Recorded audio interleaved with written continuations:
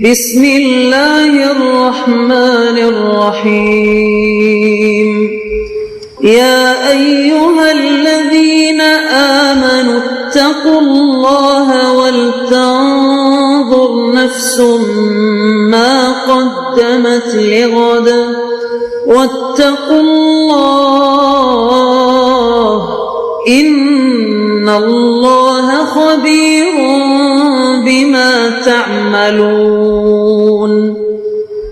اے ایمان والو، اللہ سے ڈرتے رہو اور ہر شخص کو دیکھنا چاہیے کہ اس نے کل یعنی آخرت کے لیے کیا سامان بھیجا ہے، اور ہم پھر کہتے ہیں کہ اللہ سے ڈرتے رہو، بے شک اللہ تمہارے سب اعمال سے خبردار ہے۔ بسم اللہ الرحمن الرحیم، الحمد للہ رب العالمین، والصلاة والسلام على اشرف الانبیاء والمرسلین وعلى آلہ واصحابہ اجمعین ومن تبعہم بإحسان الى یوم الدین۔ قابل صد احترام حضرات شائقین و شائقات سچا پیغام، السلام علیکم ورحمۃ اللہ وبرکاتہ۔ آج کی محفل میراث النبی کے نورانی پروگرام میں آپ کا استقبال ہے۔ اہلا و سہلا مرحبا۔ ہم آپ تمام حضرات و مستورات کا خیر مقدم کرتے ہیں۔ محترم حضرات و خواتین، تعلیم کا آغاز ہو رہا ہے۔ سب سے پہلے آداب تعلیم کا لحاظ کرتے ہوئے تعلیم کی طرف متوجہ ہو جائیں۔ پورے دھیان سے سننا، عمل کی نیت سے سننا اور تبلیغ کی نیت سے سننا، یعنی سنی ہوئی باتیں دوسروں تک پہنچانے کے جذبے سے سننا چند خاص آداب تعلیم ہیں۔ امید ہے کہ آپ حضرات ان آداب کا ضرور خیال رکھیں گے۔ جزاکم اللہ۔ بسم اللہ الرحمن الرحیم۔ حضرت انس جوہنی رضی اللہ عنہ فرماتے ہیں کہ میں نبی کریم صلی اللہ علیہ وسلم کے ساتھ ایک غزوے میں گیا۔ وہاں لوگ اس طرح ٹھہرے کہ آنے جانے کے لیے راستے بند ہو گئے۔ آپ صلی اللہ علیہ وسلم نے لوگوں میں اعلان کرنے کے لیے ایک آدمی بھیجا کہ جو اس طرح ٹھہرا کہ آنے جانے کا راستہ بند کر دیا، اسے جہاد کا ثواب نہیں ملے گا۔ حضرت ابو امامہ رضی اللہ عنہ روایت کرتے ہیں کہ نبی کریم صلی اللہ علیہ وسلم نے ارشاد فرمایا، جس شخص نے کسی مسلمان کی پیٹھ کو ننگا کر کے ناحق مارا، وہ اللہ تعالیٰ سے اس حال میں ملے گا کہ اللہ تعالیٰ اس پر ناراض ہوں گے۔ حضرت ابو ہریرہ رضی اللہ عنہ روایت کرتے ہیں کہ رسول اکرم صلی اللہ علیہ وسلم نے صحابہ سے ارشاد فرمایا، کیا تم جانتے ہو کہ مفلس کون ہے؟ صحابہ نے عرض کیا، ہمارے نزدیک مفلس وہ آدمی ہے جس کے پاس کوئی درہم یعنی روپیہ پیسہ اور دنیا کا سامان نہ ہو۔ آپ صلی اللہ علیہ وسلم نے ارشاد فرمایا، میری امت کا مفلس وہ آدمی ہے جو قیامت کے دن بہت سی نمازیں، روزے، زکوٰۃ اور دوسری مقبول عبادتیں لے کر آئے گا، مگر حال یہ ہوگا کہ اس نے کسی کو گالی دی ہوگی، کسی پر تہمت لگائی ہوگی، کسی کا مال کھایا ہوگا، کسی کا خون بہایا ہوگا اور کسی کو مارا پیٹا ہوگا، تو اس کی نیکیوں میں سے ایک حق والے کو اس کے حق کے بقدر نیکیاں دے دی جائیں گی، ایسے ہی دوسرے حق والے کو اس کی نیکیوں میں سے اس کے حق کے بقدر نیکیاں دے دی جائیں گی۔ پھر اگر دوسروں کے حقوق چکائے جانے سے پہلے اس کی ساری نیکیاں ختم ہو جائیں گی تو ان حقوق کے بقدر حقداروں اور مظلوموں کے گناہ جو انہوں نے دنیا میں کیے ہوں گے ان سے لے کر اس آدمی پر ڈال دیے جائیں گے اور پھر اس کو دوزخ میں پھینک دیا جائے گا۔ حضرت عبداللہ رضی اللہ عنہ روایت کرتے ہیں کہ رسول اکرم صلی اللہ علیہ وسلم نے ارشاد فرمایا، مسلمان کو گالی دینا بے دینی ہے اور قتل کرنا کفر ہے۔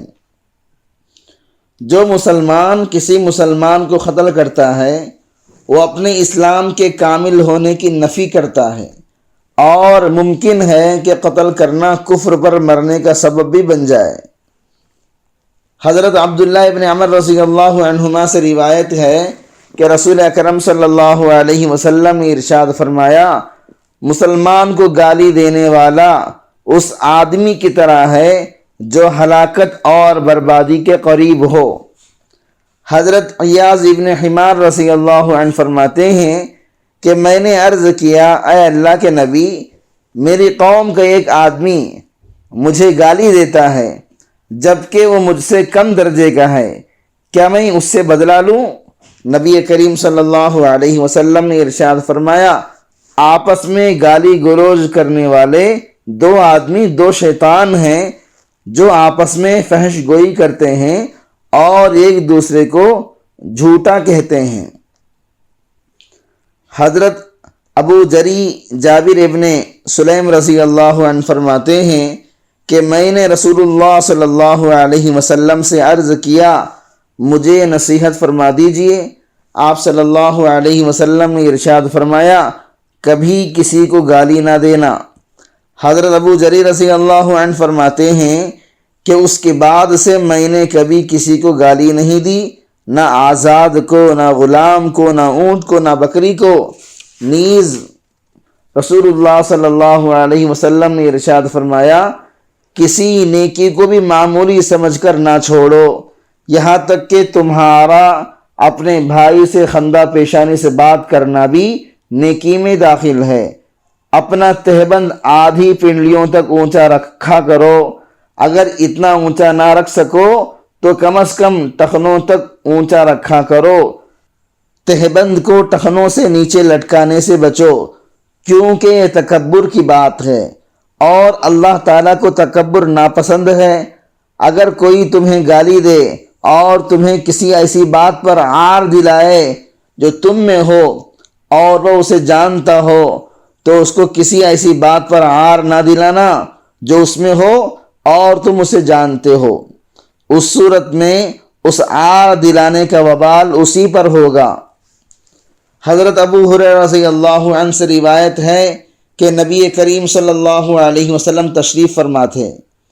آپ صلی اللہ علیہ وسلم کی موجودگی میں ایک شخص نے حضرت صدیق اکبر رضی اللہ عنہ کو برا بھلا کہا۔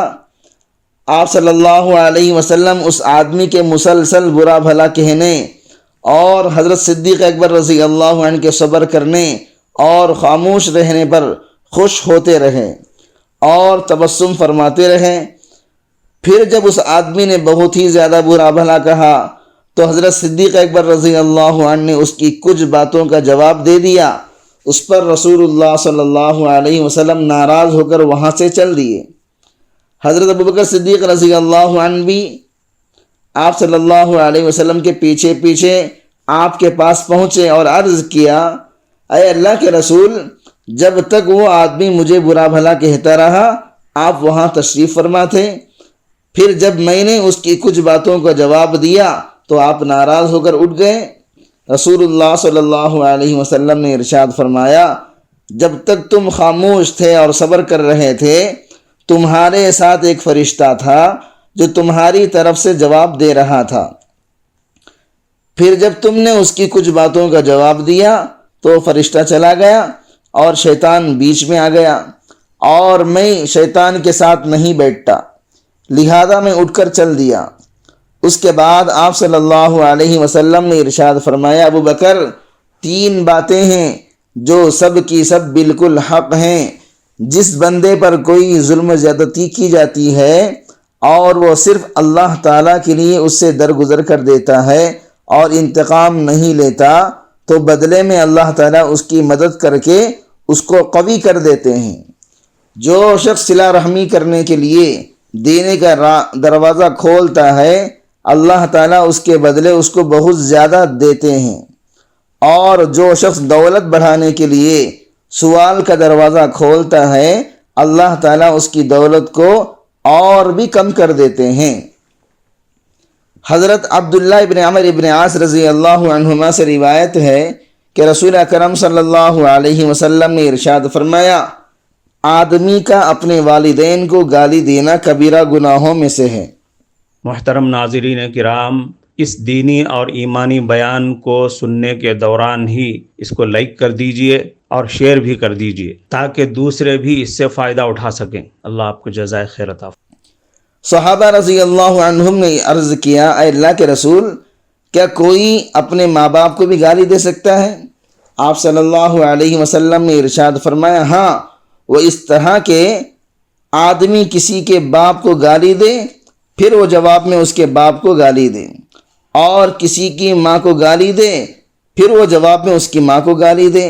اس طرح گویا اس نے دوسرے کے ماں باپ کو گالی دے کر خود ہی اپنے ماں باپ کو گالی دلوائی۔ حضرت ابو ہریرہ رضی اللہ عنہ سے روایت ہے کہ نبی کریم صلی اللہ علیہ وسلم نے یہ دعا فرمائی، اے اللہ، میں آپ سے عہد لیتا ہوں آپ اس کے خلاف نہ کیجیے گا۔ وہ یہ ہے کہ میں ایک انسان ہی ہوں، لہذا جس کسی مومن کو میں نے تکلیف دی ہو، اس کو برا بھلا کہہ دیا ہو، لعنت کی ہو، مارا ہو، تو آپ ان سب چیزوں کو اس مومن کے لیے رحمت اور گناہوں سے پاکی اور اپنی ایسی قربت کا ذریعہ بنا دیجئے کہ اس کی وجہ سے آپ اس کو قیامت کے دن اپنا قرب عطا فرما دیں۔ حضرت مغیرہ بن شعبہ رضی اللہ عنہ فرماتے ہیں، رسول اکرم صلی اللہ علیہ وسلم نے ارشاد فرمایا، مردوں کو برا بھلا مت کہو کہ اس سے تم زندوں کو تکلیف پہنچاؤ گے۔ مطلب یہ ہے کہ مرنے والے کو برا بھلا کہنے سے اس کے عزیزوں کو، رشتہ داروں کو تکلیف ہوگی، اور جس کو برا بھلا کہا گیا اسے کوئی نقصان نہیں ہوگا۔ کفارہ مجلس کی دعا پڑھ لیجئے۔ سبحانک اللہم و بحمدک، اشہد ان لا الہ الا انت، استغفرک و اتوب الیک۔